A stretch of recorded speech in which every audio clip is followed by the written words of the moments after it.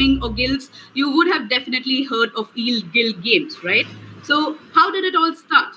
Gabby Dezoe, the founder of Field Guild Games, saw the gaining popularity of Axie Infinity, which again you must have definitely heard of, and the rising demand of the in game character Axie. So that's when he decided to start lending out his Axies, also known as the scholarships. And the yields generated and the rental income would be shared between the scholars at 70%, with the community managers at 20%, and the guild at 10%. Now, a lot others soon embraced this model, and more crypto gaming guilds were then created. So that's how it all began, and we know who now added fire to this flame. So it was Guild Games, of course, and the minds behind Axie Infinity. And now, powered by Polygon and Yield Guild Games, we have IndieGG, our own Indian project, which is here to make world's best play to earn games accessible to the gamer communities of India. And with us, we have today none other than the growth and investments lead at IndieGG, Ayush Gupta. Guys, now if you have any questions for Ayush during the session, do ask your questions on Twitter, tagging us at underscore polka.india, and we shall get them answered by Ayush by the end of the session. Right? Ayush Gupta, a quick intro to him. He started his crypto and blockchain journey in 2017, and ever since has been fiddling with the various roles.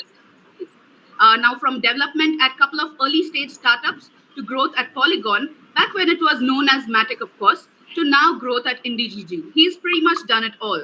Now, Ayush is a firm believer of blockchain and gaming in general, and via IndieGG, he would like to support the Indian gamers as well as the game developers to come forward and not just play, but also build kick-ass Web3 games. It should be an absolute pleasure having you here, and over to you for all you have to share with us tonight. For that generous introduction. Hey folks, I'm Ayush.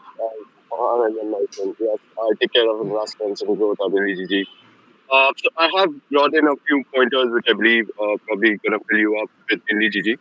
So I think Ananya already mentioned IndieGG as is basically the official subject of YGG. So we are working pretty closely with the official YGG team, and we are incubated by Polygon Studios. So the idea is we are working pretty closely with Polygon Studios folks as well as YGG.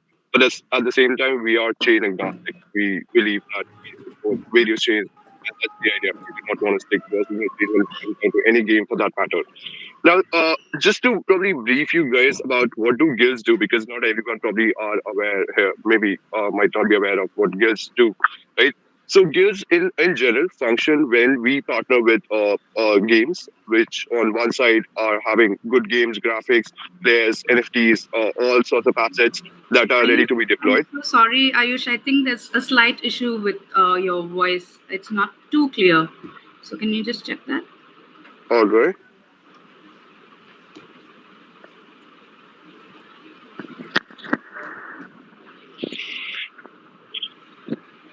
How about now? Has it gone any better?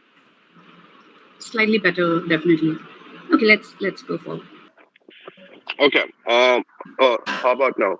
I have tried closing my VPN. Okay. Great.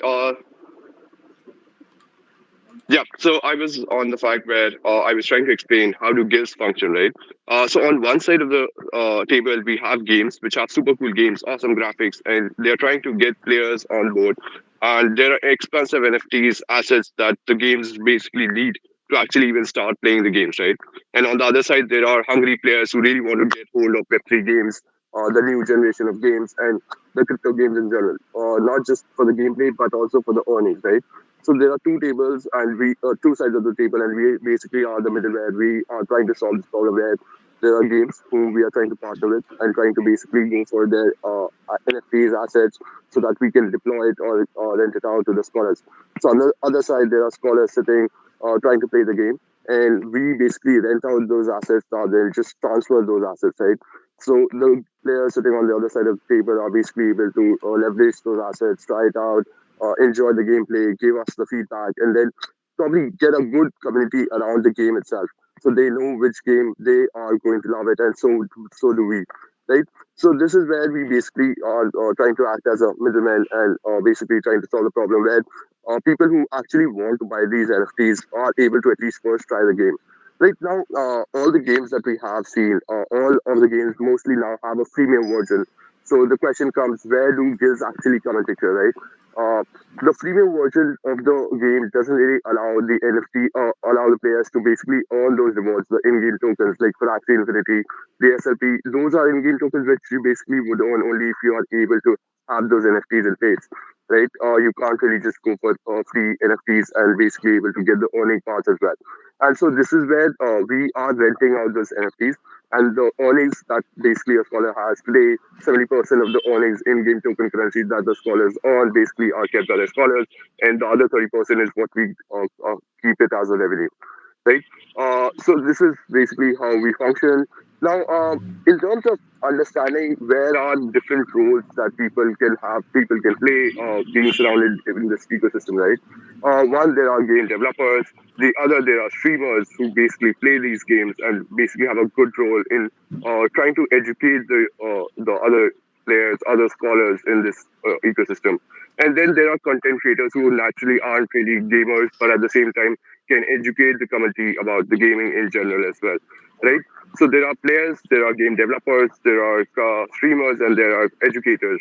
So we are trying to support all these folks. Like the opportunities are humongous. Like we basically would want to give out generous rewards to all the people out there, and so we are trying to onboard most of the four channels that we basically mentioned. Right. The idea is there are very few projects from the Web3 Indian ecosystem. We basically aren't really having good games getting developed from Indian space. And so IndieGG in general would really want to support Indian game developers. And that's the mission that we basically want to empower Indian game developers. We basically, of course, are providing scholars to mostly Indian scholars as of this point because our primary target is Indian audience. We basically want to focus more and more Indian scholars, Indian communities to bring up more games to us. So the need of the hour that we believe is there are so many other there's so many things out there surrounding a guild. The the games that are currently getting developed in Web2 space, right? Most of them can be onboarded to Web3, but there are a few things that are needed. There are web modules, basically SDKs that can be built around those games itself. So we as guilds basically are looking for solutions where developers, if are not really game developers but are currently new to Web3 space, can basically add a lot more value just by supposedly creating a guild compatible module where they are able to provide an SDK for Web2 games to get onboarded to S3 Web3 games. The SDK would basically be the bridge of Web2 to Web3. So the idea is that these solutions are currently something that we definitely are trying to support, and this is where we basically feel that even if you're not coming from a gamer community altogether, if you're just a builder, this is something that we can preferably offer in terms of providing support, in terms of grants, right? So we are looking forward to all sorts of solutions who can help basically Guild function a lot more maturely. So that's the idea in general. That's where I would like to probably open the floor for Q&A and understand what the community would want to know from us. Okay. So we have a couple of questions that have already come in.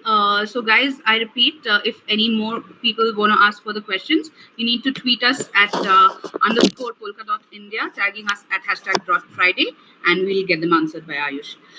So Ayush, so what were the major challenges that you have faced so far, like in probably your early stages of journey?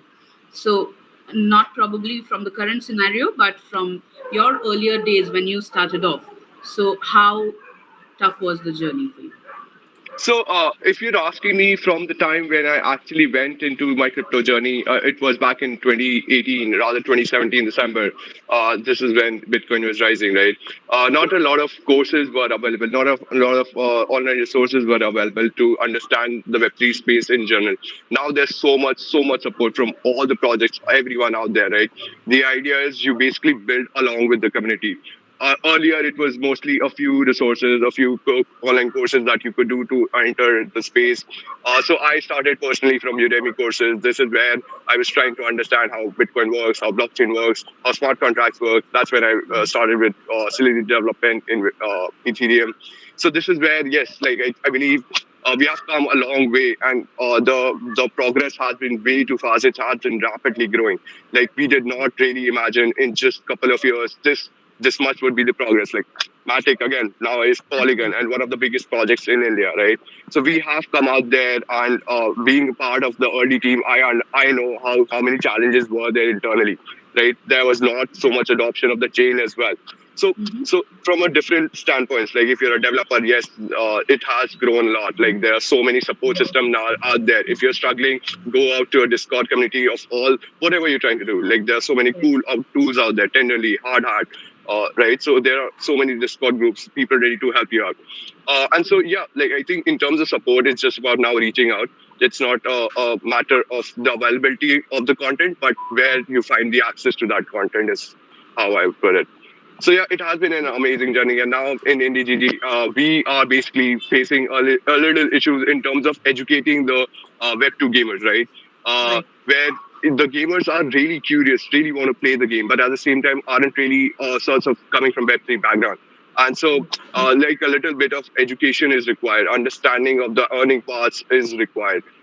This is where we Right. are trying to onboard more and more content creators, educators who can probably just break down the game mechanics, and align Right. it to the users. Yeah, that's how we are trying to progress.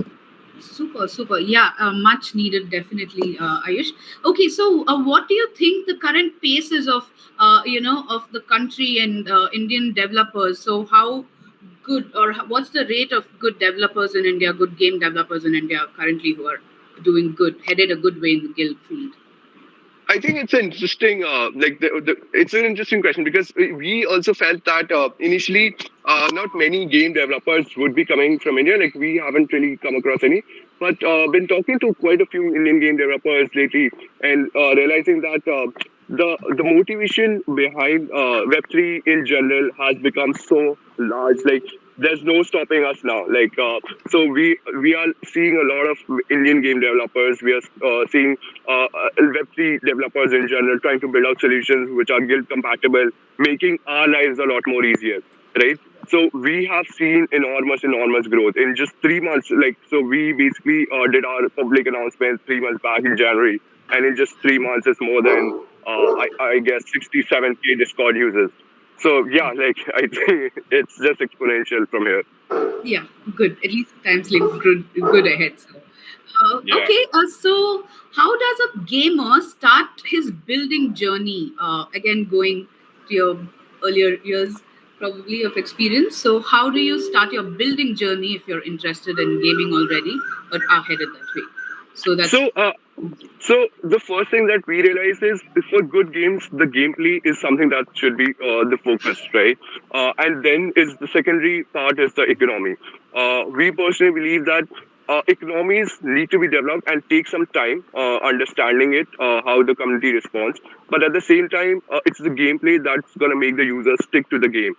In the long run, the game should be super good, right? So the journey of the development for the game developer starts with Unity. Like I believe Unity is the ground zero where game developers should start looking into it, and that's when after a later stage comes the smart contract integration part, where hmm, smart contracts are integrated with the Unity engine and the graphic gameplay come together, and that's when a perfect marriage brings out the like great game. makes sense. Makes sense. Absolutely. Okay.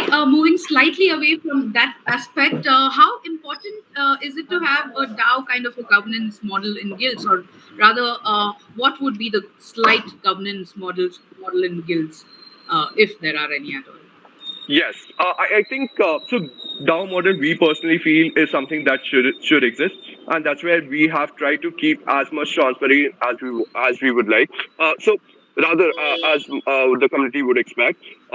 So there are communities who basically want us to grow, and at the same time we would want to grow along with the communities, right? And that's when we are currently putting together the number of investments that we have made and all those sorts of numbers, which would make sure that we are transparent with our investments as well. We are Right. transparent with the scholarships that we provide.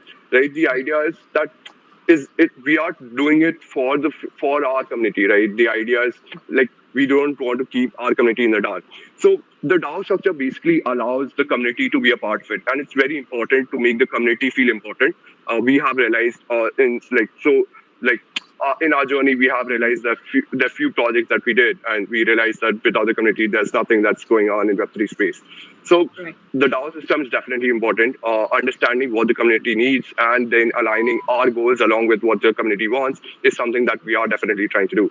And so, yes, in terms of transparency, we personally feel that we would want to bring out that sheet pretty soon. Right. Okay. Final question, Ayush.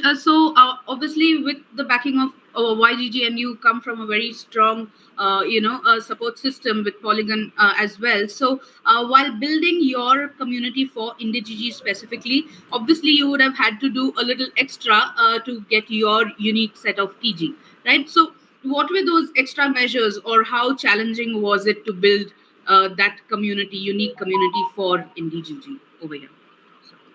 So, firstly, on the contrary, because we have the right partners in place, I believe for us it was relatively easier. Like the name of YGG, along with Polygon, is a big partners backing us in place, right? So for us, the journey has been comparatively a lot easier, I would say. But at the same time, we want this to be massive, right?